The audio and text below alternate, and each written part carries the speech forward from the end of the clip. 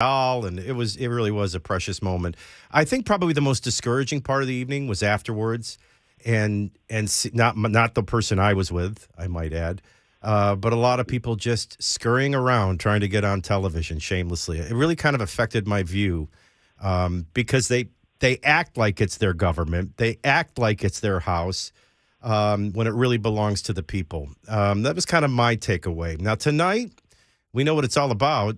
Joe Biden is a very unpopular president. 61% of his own party doesn't even want him to run for reelection.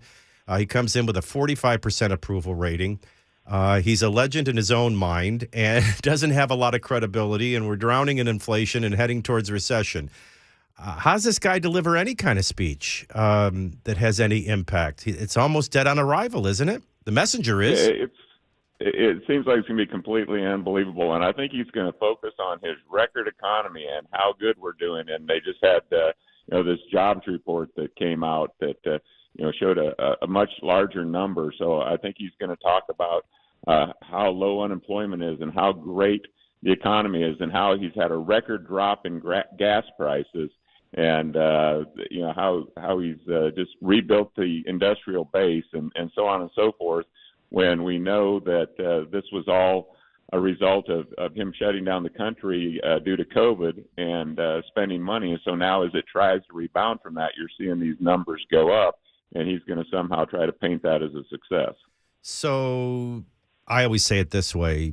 Had he been president when COVID happened, he wouldn't have been duped by Fauci. He'd have been willfully following Fauci. He would have closed the country down. He would have paid people to stay home. He would have created the very same things he claims he inherited.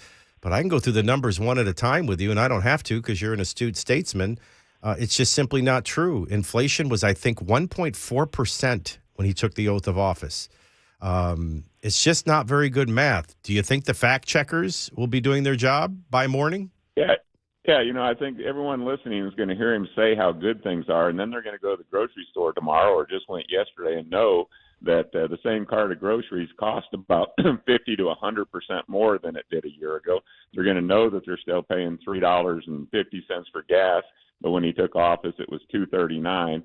So he can sit there and try to blow smoke all day long, but the reality that people are feeling every day and how they're trying to stretch their paychecks is going to contradict what he's trying to tell them. So to add to that, by the way, 41% believe they're worse off than 2 years ago. Only 16% think we're better off in the latest ABC Washington Post poll. Donald Trump, after 2 years, 25% said they were better off. 13% said worse off. So it's 2-1 better off after 2 years of Trump, and it's 3-1 worse off after 2 years of Joe Biden. I mean, I always say a message is only as good as the messenger.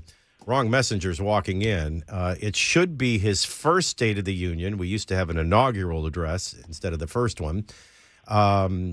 This guy, I imagine he's going to brag about the deficit when we know it's the opposite. The deficit and the debt has grown. He's going to talk about the economy in a glowing way when people aren't feeling that. I don't know how much he's going to address inflation, let alone recession that's pending.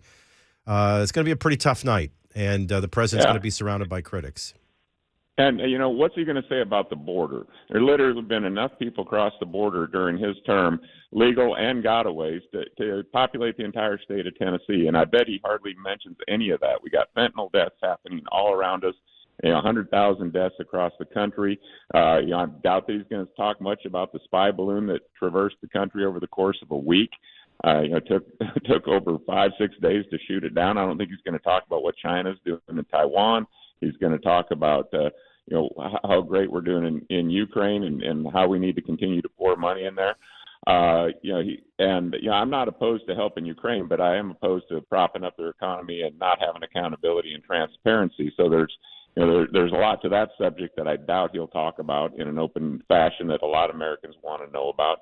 I don't think he's going to talk about how we're going to make America energy independent again, the way it was when Trump was in office. And I don't think he's going to talk about crime, how 2021 was the deadliest year on record, and how criminals are getting let off free or not even put in jail. By the way, Congressman Desjardins joining us before the State of the Union address tonight, of which he'll be in chamber. 2-1 black Democrats over white Democrats are interested in, and they'll be interested in a Republican if necessary.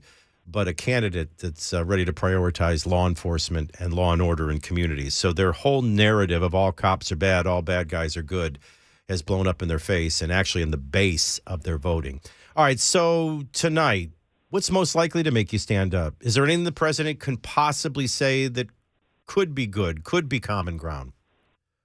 Well, if he talks about how we're going to focus our military on war fighting and preparation and not wokeness, that would make me stand up. If he's going to talk about how we're, admit that the inflation is out of hand and how we're going to improve our supply chain, and if he talks about how we're going to start drilling and become energy independence again, that would make me stand up. If he's